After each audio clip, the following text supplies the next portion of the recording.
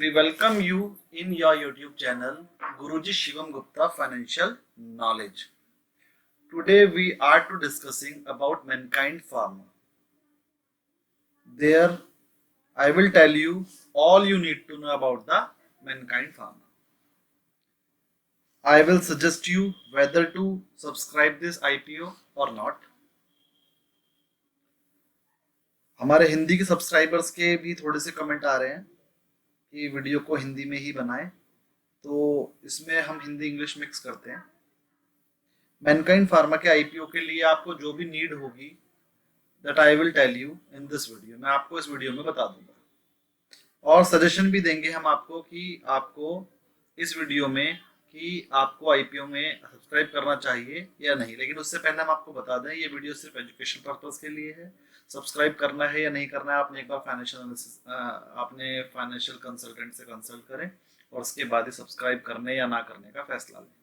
चलिए थोड़ा fast forward में चलते हैं कि मैनकाइंड फार्मा के प्लस और माइनस क्या हैं, फिर उसके वैल्यूएशंस पे चलेंगे और हमें करना चाहिए या नहीं करना चाहिए उस पे चलेंगे।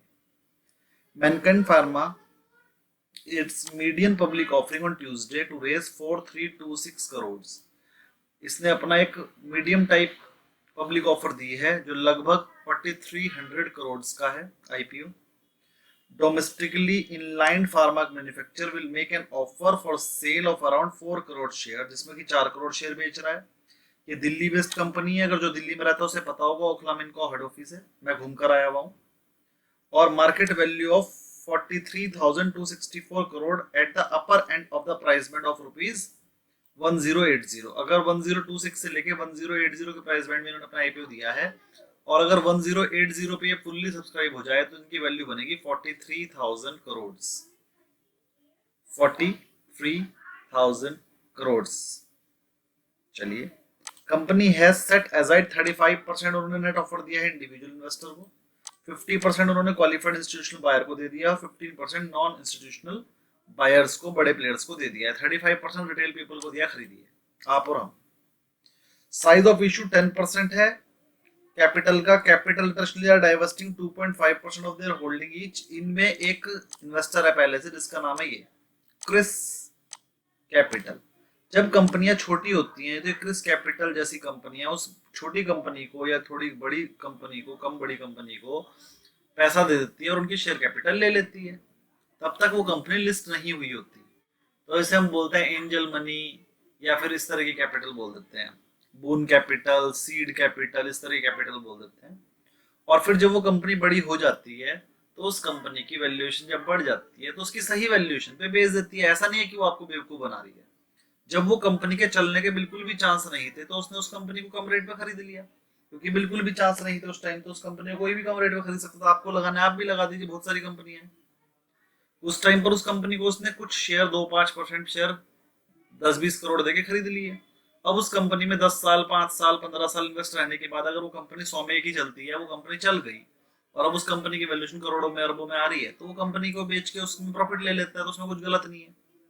तो 2.5% शेयर होल्डिंग तो वो अपनी बेच रहा है। कौन? क्रिस कैपिटल, जिसने बहुत पहले पैसा लगाया था। क्रिस कैपिटल और कैपिटल इंटरनेशनल, ये दो बंदे बेच रहे हैं।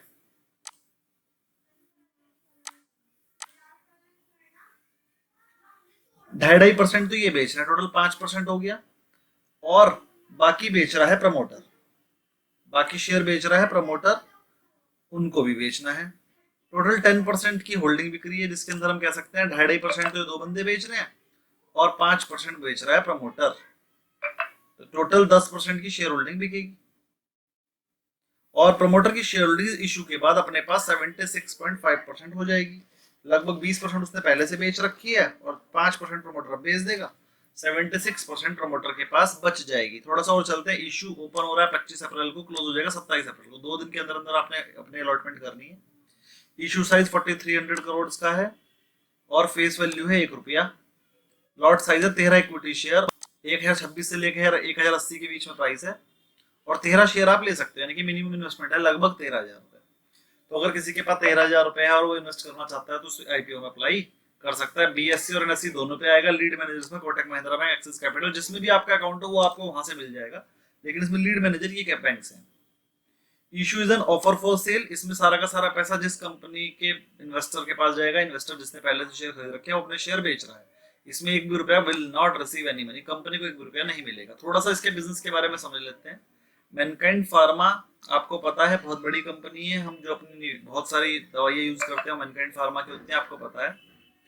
और Mankind pharma India fourth largest pharmaceutical company, चौथी बड़ी कंपनी है फार्मा की डोमेस्टिक सेल के हिसाब से, और तीसरी बड़ी कंपनी है वॉल्यूम के हिसाब से। वॉल्यूम इनकी ज्यादा होती है लेकिन सस्ती दवाइयाँ होती हैं। देखो दिल्ली बेस्ड कंपनी है, दिल्ली तो चलता ही रेट की वजह से है, रेट कम देता है पूरे इंडिया में दिल्ली, ऐसी थोड़ी कैपिटल ऑफ इंडिया है। चलिए, the company has is one of largest distributor network of medical representative field force of लगभग 12,000 मेडिकल एमआर है इनके पर medical representative, and 3561 field manager हैं, लगभग 3500 फील्ड मैनेजर इनके पास। 31 दिसंबर 2022 का डेटा है ये। इंडियन फार्मास्यूटिकल मार्केट में 80% doctor in India prescribe it's formulation, और इनकी दवाइयां लगभग 80% डॉक्टर्स प्रिस्क्राइब करते हैं। ये हर फील्ड में, डायबिटीज में, गायनाकोलॉजिस्ट में, बच्चों में, बड़ों में, औरतों में, बुढ़ों में, सब में।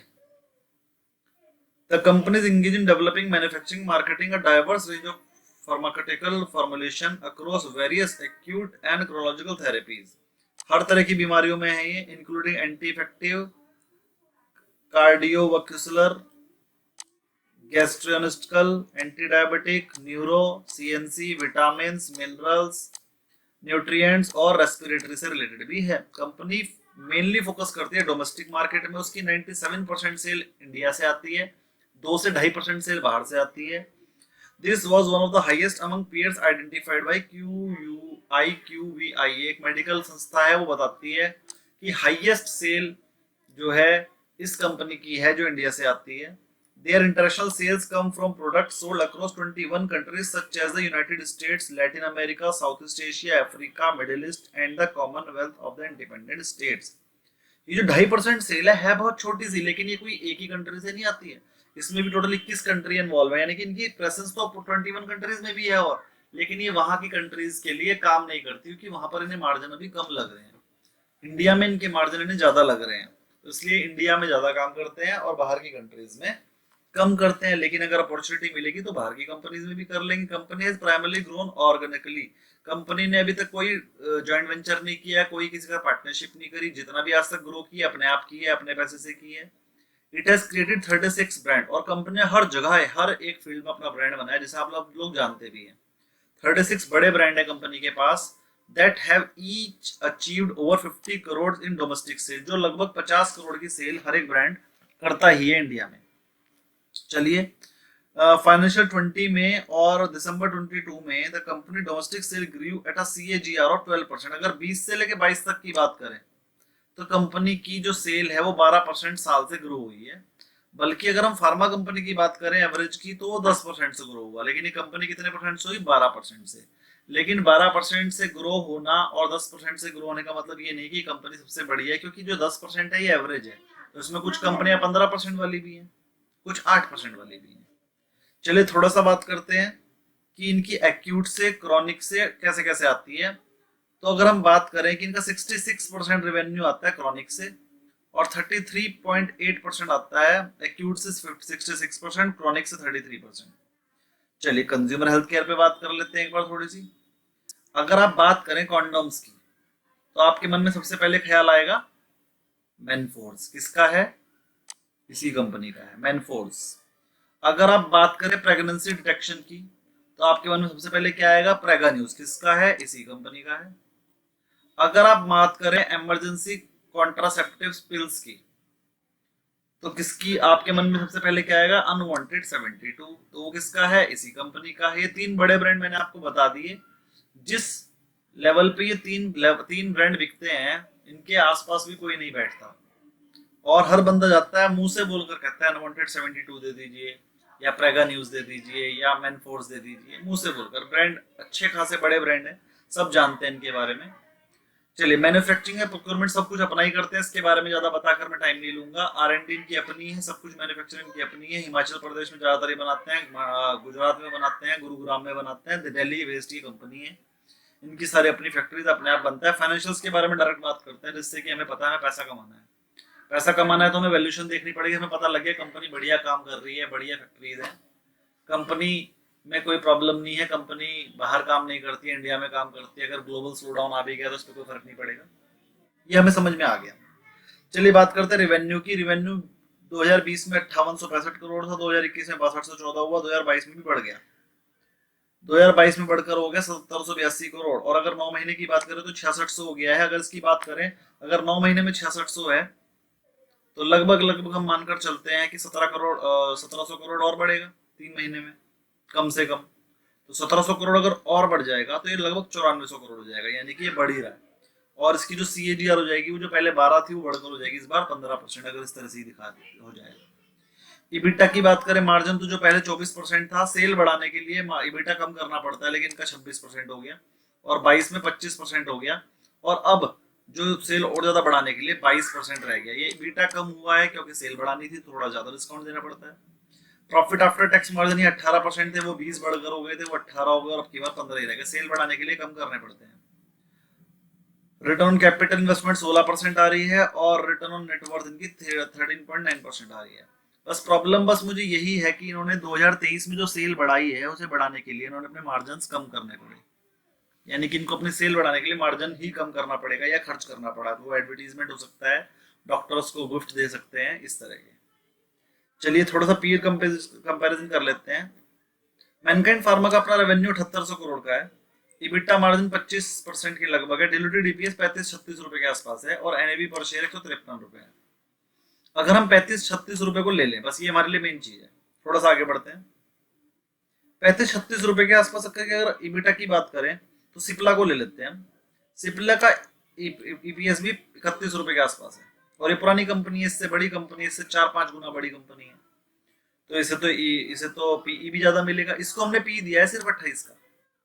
और जो मैनकाइंड कंपनी है, छोटी कंपनी है, और ग्लोबल प्रेजेंस भी इसकी कम है, तो इससे तो PE भी कम मिलना चाहिए।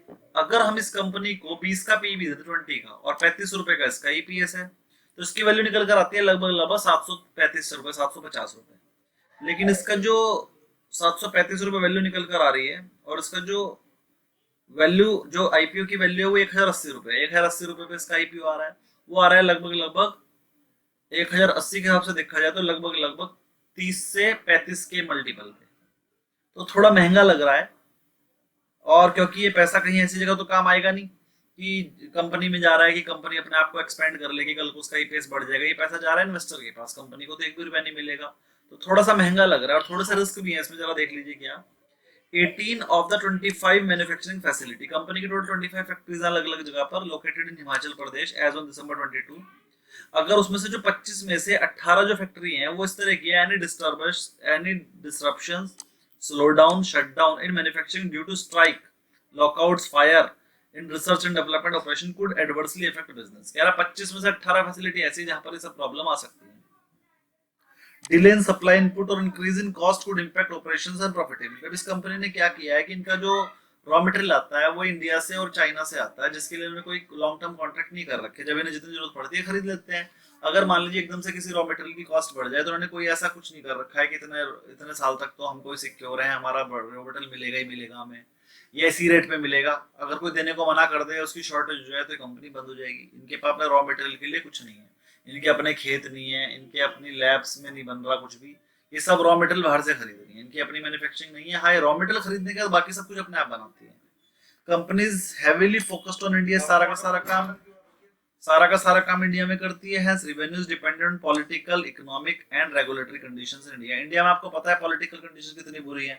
राहुल गांधी किसी को देख लेगा ना, उठाकर अंबानी और अदानी की तरह चिल्लाना शुरू कर देगा, हे इसके पास इतना पैसा कैसे है, इसकी चेक करा लो, है ना, स्ट्राइक कराएगा। इसके बहुत सारी प्रॉब्लम है हमारे इंडिया में। मैं राहुल गांधी का नाम नहीं लूंगा, सिर्फ राहुल गांधी का नहीं लूंगा, और भी बंदे हैं।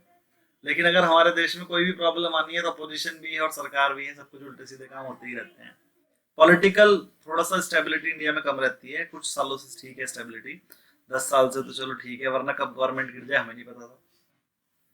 The company has around 213 product, 213 product company के पास नेशनल लिस्ट एसेंशियल मेडिसिन वाले हैं, जिसमें सरकार कभी भी कह देगी इसके रेट घटाओ, इसके रेट नहीं तुम बढ़ा सकते, सरकारी रेट पे बेचना पड़ेगा, तो उनमें कभी भी आपको लॉस आ सकता है। जो कि 13% ऑफ रेवेन्यू को कैटर करते हैं, इसकी रेवेन्यू को 13% वहीं से आता है, जो कि नेशनल नेसेसिटी है। ऑपरेशंस आर लेबर इंसेंटिव, इनके सारे लेबर से रिलेटेड काम है, अगर वहां स्ट्राइक हो जाए तो दिक्कत आ सकती है। कंपटीशन इंक्रीज हो जाए तो प्रॉब्लम आ सकती है, क्योंकि पहले से ही छोटे मार्जिन पे काम करते हैं और सिर्फ इंडिया में काम करते हैं और बाहर इनकी कोई प्रेजेंस अभी नहीं है। Registered office and some manufacturing facility are on lease, कुछ इनकी लीज पर है, और अगर जो लीज है वो रिन्यू नहीं हुई तो इन्हें शट डाउन करना पड़ सकता है, क्योंकि सेम इंफ्रास्ट्रक्चर सेम जगह आपको उसी जगह पर नहीं मिलती है। तो लीज पर होने की वजह से भी बहुत प्रॉब्लम है, लेकिन कोई बड़ी बात नहीं है, बहुत बड़ी बड़ी कंपनी सब लीज पे ही करती है काम। लॉन्ग टर्म एग्रीमेंट किसी सप्लायर के साथ नहीं है, रॉ मटेरियल हम आपको पहले ही बता चुके हैं। कॉस्ट वॉलेटिलिटी हो सकती है, अगर कॉस्ट बढ़ जाए या फिर मिले ही ना माल तो ये क्या करेंगे। Risk of product liability claims in case of non compliance with applicable quality standard for causing side effect. अब हमारी फार्मा कंपनी में एक बड़ी प्रॉब्लम होती है, जरा सा साइड इफेक्ट हुआ उसके ऊपर पेनल्टी बहुत लंबी लग जाती है और शेयर गिर जाता है, तो वो तो सब में ही रहती है, इसमें भी है। Risk of intellectual property violation counterfeit products, ये भी रहता है, ये सब में कॉपीराइट से रिलेटेड है। आउटस्टैंडिंग लीगल केसेस भी हैं कंपनी के अगेंस्ट, कुछ सभी के साथ रहते हैं। Socio political economic disturbance natural capability और civil disruption can impact the manufacturing. Company ज्यादातर जो है हिमाचल में है, हिमाचल में नेशनल कैपेबिलिटी, बाढ़ भी आ जाती है, बर्फ भी पड़ जाती है, इससे थोड़ी बहुत प्रॉब्लम कभी कभार हो जाती है। Non-compliance with and changes in government, state and local environmental health and safety, labor and other laws and regulations, इनकी वजह से भी प्रॉब्लम हो सकती है, सभी कंपनियों के साथ हो जाता है। तो बेसिकली अगर हम आपको कहें कंपनी सब कुछ ठीक है, कंपनी का काम ठीक है, कंपनी पुरानी है, कंपनी अच्छे प्रॉफिट में है, कंपनी अच्छा काम कर रही है, कंपनी का मैनेजमेंट बढ़िया है, बस वैल्यूएशन ज्यादा है, इस वजह से हम अभी कहेंगे इसमें आप अप्लाई ना करें। कंपनी का वैल्यूएशन ज्यादा होने की वजह से it is a big no for subscription of Mankind IPO. Thank you very much.